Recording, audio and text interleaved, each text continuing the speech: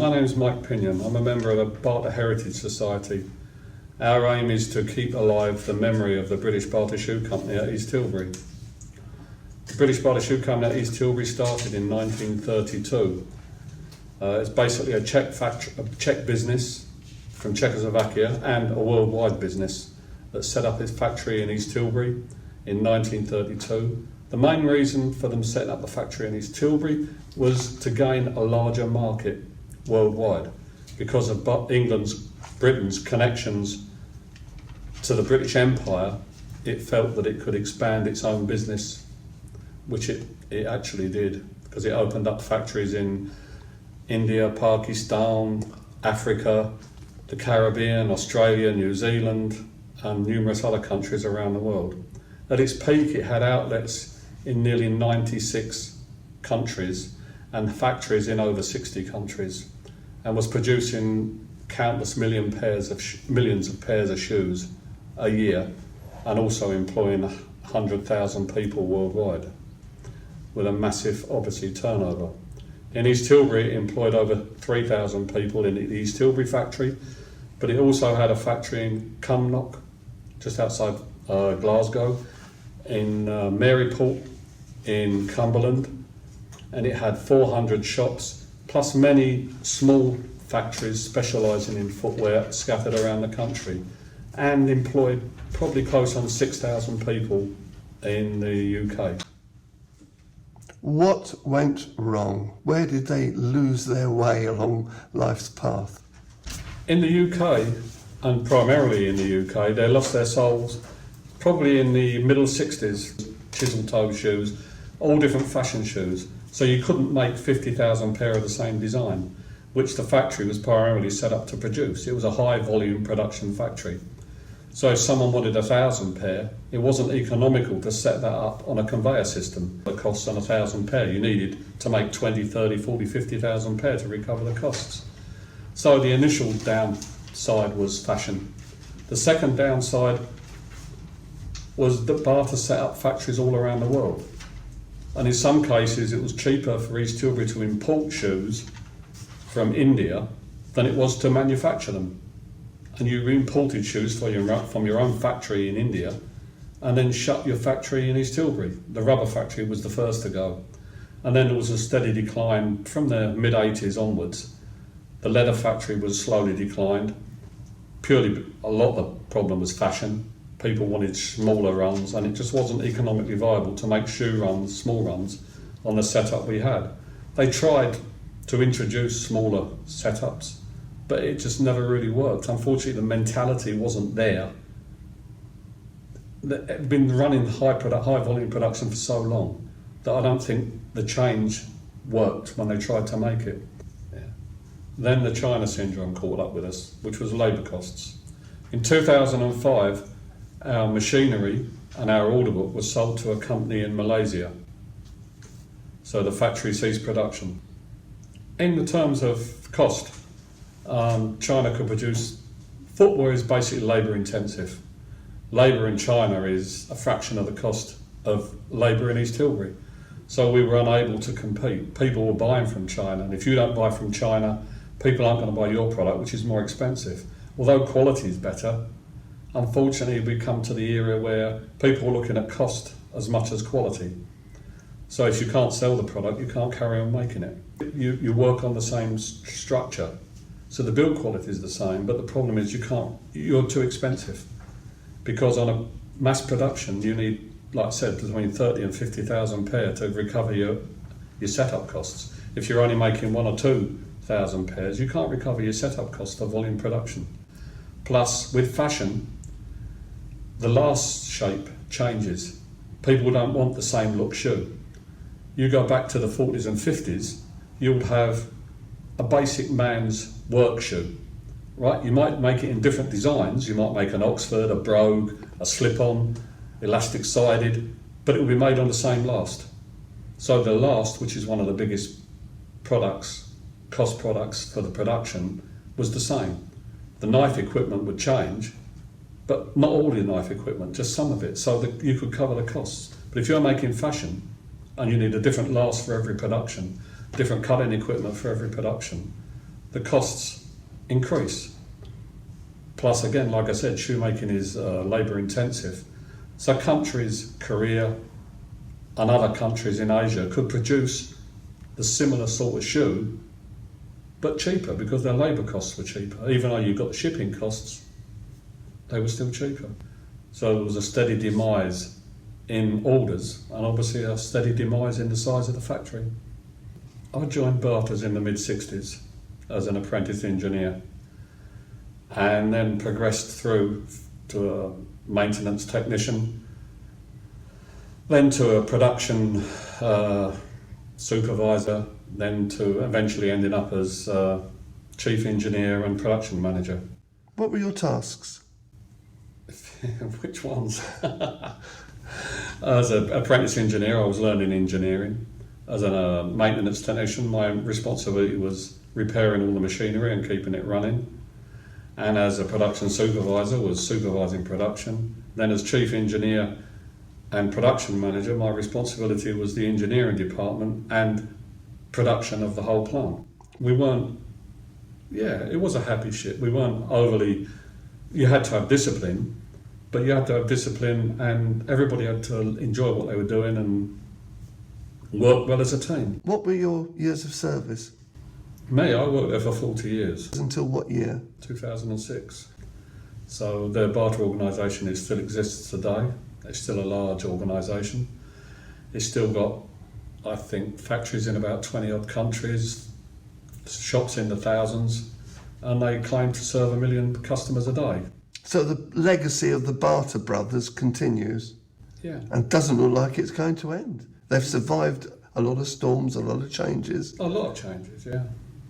Yeah, and I think they'll carry on. They're more retail than they are production now. Whereas it used to be production orientated and retail was a sideline. Now production, if you like, is a sideline. It's mostly retail.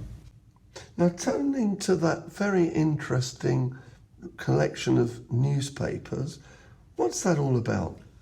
This was a paper that was produced weekly by Bata's. It covers everything that's happening in the factory, everything that's happening in the community, telling you what's on in the cinema, what activities are going on. It tells you what the food's going to be in the canteen. It's adverts for the supermarket and various other adverts. And it's got all the sport news. Sport being a very important part of the Bata system. There was football teams, probably, I would say at that time in 65, there was probably 8 different football teams. There was cricket teams, netball, table tennis, snooker, darts, fencing, you name it, there was a sport. And people in the community were active in all these sports. So sport was a very important thing, so the news about the sport obviously was equally important. Hold the front page. What's the news there? This is the Bata Sports and Social Club's annual party for children of the Bata estate. It was one of the things that went on. You had children's parties, you had lots of other functions that were community orientated. There was a gala day once a year.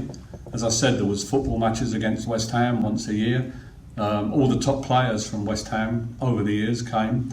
Martin Peters, Jeff Hurst, Bobby Moore, Harry Redknapp, all came to East Tilbury to play football and to visit the factory. It must have been wonderful in 1966 then. That's the one year they didn't come. They didn't come in 66 because of the World Cup, but they were all there in 67. This is a lifestyle. This must have been amazing. There must have been so many marriages and between staff that everyone must have been related after a few years. It wasn't that bad, but yeah, there was a lot of intermarriages. But you have to remember that 3,000 people worked there, only 400 of them lived on the estate. People living on the estate often tended to be key workers that were needed in the factories at short notice. The factory also had its own fire brigade. Because it had the factory site and 650 acres of land around the factory, 400 of acres which was farmland, arable and dairy cattle, there was a lot of property to protect. So they had their own fire brigade. But that again was a tradition with the company in Czechoslovakia that had its own fire brigade from the early 1900s. Played football, cricket, tennis, badminton, Yeah, I was very active in sport. Did you need to join anything outside the world of Bata? It had it all, didn't it? As a child, as a small child, which I was basically born on the estate, both my parents worked in the factory. As a small child, people were jealous of anybody who lived in East Tilbury because we had the swimming pool, the cinema, tennis courts, the playing fields, big children's playgrounds that other people in the area didn't have. So, yeah, we were lucky. You didn't really have to leave the estate to do things. We weren't far from the River Thames, we weren't far from Coalhouse Fort. There was fields all around us. Used to build forts out of bales of hay, much to the farmers' annoyance. And he often used to chase us across the fields in his car. But, it was a good place to live and to be brought up. What can you tell me about the Bata Record? As a journalist, I've looked at it. It's 8 pages packed full of everything that you could possibly want in it. Sports, it's got news get-togethers. News about the company.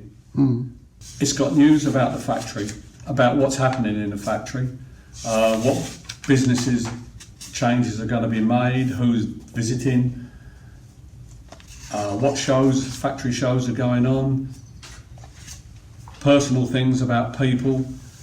Like here, 2 engineers celebrate probably doing 25 years. You've got the cinema, what's on at the cinema, what's on around, all the different functions that were going on. What else have we got? Personal paths where people can send in little snippets of information about what's happening. Do you think they should have renamed it Cradle to the Grave? Did they have their own church and burial yard? No. The local church was East Tilbury Village, but no, they didn't have their own church. They had most everything else you needed, but not a church. How much did it cost? The Bata Record was 1 pence, 1 old penny. And it was 1 old penny from 1934 until it ceased being sold in 1972. It was always 1 penny. It was always 1 penny. This is a phenomenal publication. Every week, every Friday it would come out, yes. And Bata people would look at their salaries and part with a penny and take it home and to the husband or to the wife, and it would sit there and you'd flick through it. How many staff did they have producing it? 8 pages. I mean, they must have had at least 3 or 4 reporters. I know that the main journalist and the editor was Mr. James, and I know he was previously employed in Fleet Street. Quite how many other, I know there was a professional photographer, but how many other people were employed as assistants, I'm not really sure. Key people would contribute information. Like there's one here, there's a wedding. So people would contribute the photographs and the information about the wedding themselves. They also had a company photographer. If there was, like here, we've got wedding presents from the company and friends.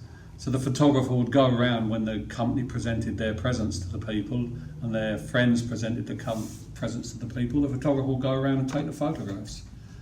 Now, obviously, the senior management would also contribute to what was going to happen in the company. And whoever run football teams used to write up their own write-ups and contribute those, and along with photographs. It was a number of people contributed towards it, but it was all eventually laid out and prepared by the editor. Because it was a sold publication, every copy every week had to be sent to the British Museum, where it was digitised, and originally it was microfilmed and then eventually digitised and put on their records. So from 1934 to 1972 they have a copy of every paper that was produced. Initially, I used to sell the Bata Record as a 15-year-old in the factory, and you would be given about 200 Bata Records to go and stand in a key place and sell them at a penny a time. And for that, you would get 1 farthing for every paper you sold, which at 25% wasn't a bad turnover, really. It was easy money. You'd be an hour on a Friday, and you sold 200 Bata Records, a farthing each one. You'd come away with 10 bob. 10 old shillings, obviously. People would come out of the factories and make a beeline if they wanted a Bata Record. They'd all have their pennies ready and you'd slip them off, give them the money, stick the money in your pocket. Didn't have to shout. They all wanted to know what was going on. I'm Graham Sutcliffe. I used to work at the Bata Shoe Company. I was an apprentice engineer and I was there for 20 years. I worked from 1968 to about 88. So you left before the bitter end? I left before the bitter end. I saw the writing on the wall and left. Still very fond of Bata? Yes, it was a good place. I had my parents work there, and Dad was an electrician, and my mother, for a better word, the job that she did was a skiver, which is reducing leather material to a thinner to stitch it together. Now let's recap on that. There's a word there you've said called Skiver. skiving. Skiving. And how does it have any? Does it have any link to the present sense of skiving? No, none whatsoever. There's no way. It's a reduce of a material, so you reduce the two edges, so instead of being fat like that, it's thinner, so you can stitch it. So you skive the edge. And bears no relationship to skiving. Not work, no. That's what. Because a lot of people must ask that. Yeah, your mum that's was it. a skiver. My mum, when people used to say, "What did you do?" and she'd say, I'm a skiver, and people used to laugh. And she said to me, "Dad, why does people laugh when I tell them I'm a skiver?" And he said, "Don't you realise that what the word skiver means, besides barters of reducing material, can mean a person who's not interested in doing work?" Well, this page is from March 1943, when the Bata Record was taken in-house at East Tilbury and was produced the first time. And it's a story of the setting up of the type, making the pages and printing. And from there, it's a lot of the chaps came from the printing industry in London, came down, and they had a manager for setting out the type, someone who checked it. The stories had to go in, and then they was pressed, and the paper came out at the end of on a Friday, and issued for a penny of paper. Stories in there was variable, and this one, because it's 43, is quite a lot of war stories. Surely they were the subject of censorship. How did they get away with it? There was a lot of censorship, but some of the stories that was here was of a person that would write back to home to say he was somewhere. Now, maybe some of these did slip through, that we realised that this chap who was on the HMS something was in port in Gibraltar. Now that may have slipped through and not been censored. I don't know. But because of the information came very slowly from the front, and by the time it got into the paper, the ship possibly would have been gone by then anyway. And this chap is still alive today. He's our longest service member of the Bata estate. His name is Ken Stanley. He was a keen footballer and still is, if he could think. This is Ken Stanley, presented attached to the Army, hopes to return to the RAF to complete his aircrew training in the near future. He is anxious to get cracking and see what Berlin looks like from the air. He writes, "I have not met a partyman on active service for some 6 months until yesterday. And it happened like this. I was sitting in the mess room, taking no notice of anyone or anything, except my dinner, when an RAF man came and sat next beside me. He looked up and we both stared at each other and recognised each other simultaneously. It was Jack Haxel, another member of the Bata organisation. He is also attached to the Army and had come to our place on a one-day job. I hope to see my friends at East Tilbury soon." And that was from Ken Stanley, wrote to the Bata Record at that time, 1943. And Ken is still alive? He's still alive. He's in his late 90s, and he's still alive, and he joins us for our open days once or twice a year. He obviously knows about that article. Yes, he knows about all the articles, and he's given some of his memoirs and that online. And there's many of the story of the Bata's people. A lot survived and a lot died. On our war memorial, In East Tilbury we have, I think we've got 80 odd people. We've just updated that memorial and rededication to it after we found some news stories. And one of the news stories that we found was this lady, one of the only ladies that are on the memorial, and she was killed. She was among those killed when a bomb fell on a cinema in South East town recently. Miss Ivy Merrill Savage, 34, manageress of the Bata Shoes store in the town. Now, she wasn't the manageress, her husband was, but he had to go to war. So she took over the manager's job at the store, went out that night to the cinema and lost her life. So she was technically working for Bata's at that time in the shoe shop, and she's remembered on our war memorial too. And one of the few women that are on there. And a sad story. And her husband, I believe her husband survived, because he came home to find out this story. So he went to war. He went to war. And survived, and she didn't go to war. She didn't go to war. She took over the shop and lost her life in a cinema watching the film. So all human life is here, as they say. Yes, yes. This is like a city within a city, a state within a state. Everything. It's a mini England, isn't it? Yes, it is. Yes, and this is my uncle. This story, this is from April 1943, and it's quite prominent. This one is my uncle, who was in the RAF.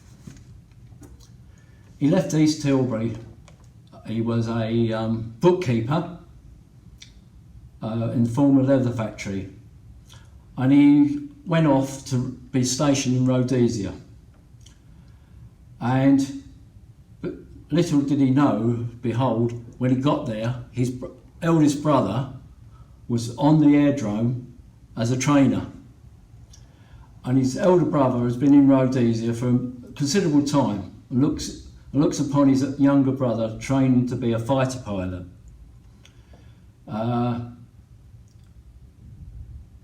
Frost Minor, which is William Frost, his latest letter, which accompanied the photograph, so it goes on to say he was always looked upon as a speed mad.